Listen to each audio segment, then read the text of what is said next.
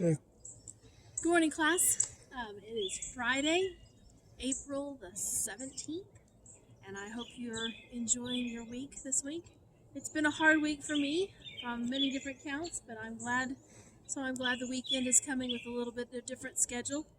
Um, going to start our day out with daily language, um, and we're using the words appropriately: comfort, comfortable, and uncomfortable. What are the prefixes and suffixes, and what do they mean in those words? Speaking of words, I usually share some of my treasures with you in class, and I miss talking about those.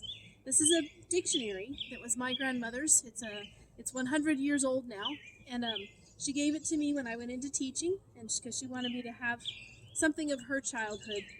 Just so it was published in 1919. It was 55 cents at the time, which was very expensive. She came from a family that didn't have very much at all, out in the plains of Nebraska, and it's a Webster's New World Dictionary, and I have some of her notes in it too. She was the youngest in her family, so she was one of the last to use this dictionary. They all passed it down from one brother or sister to another. Um, so, anyways, I hope I enjoy looking up words in this dictionary sometimes, and I hope you are using your dictionaries too. I sent them home with you, and if you need to use your dictionary, then you have yours with you. We're also going to be um, doing spelling today. You can take the last page on this is optional. It's about Daniel and Sophia. And I thought I'd read that story to you because it always makes your writing a little more meaningful. I'm so excited we get to visit the people at Maple Manor this week, said Sophia. Yes, going to the nursing home is fun, and it will be especially fun since it's Easter, said Daniel. I'm going to play an Easter song on the piano for them. Do you think Mom and Dad would let us make some Easter cards to Tank? I'd like to make one for Grandma Dee Dee and Aunt Hazel, said Sophia. I want to make one for Grandpa Martin, Grandpa Bill, and Captain Jim. Maybe Mom and Dad will even help us, said Daniel. Soon the twins and their parents were planning their Easter cards. Let's put some verses on the cards that remind them what Easter means.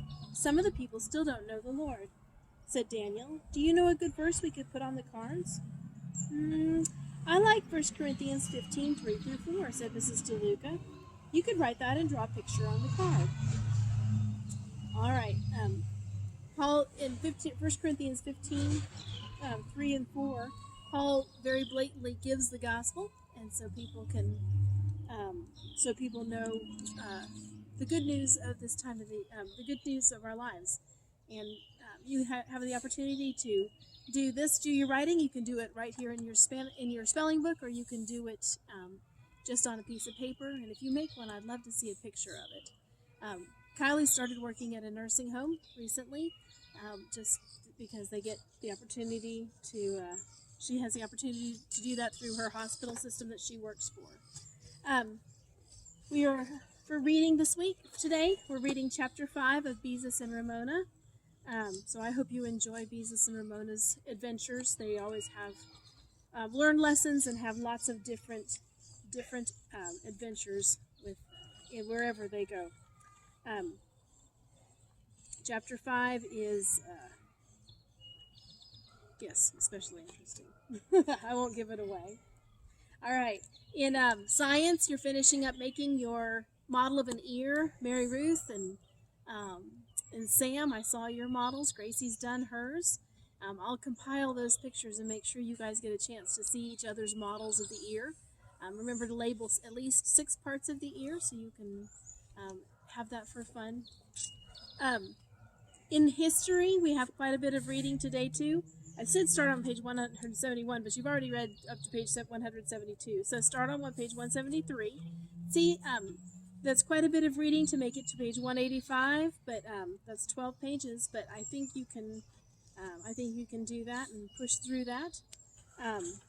It's a lot of changes that were going on, and I already gave you the lesson from Texas gaining independence. And then next week we'll start in on the things that were directly leading up to the Civil War.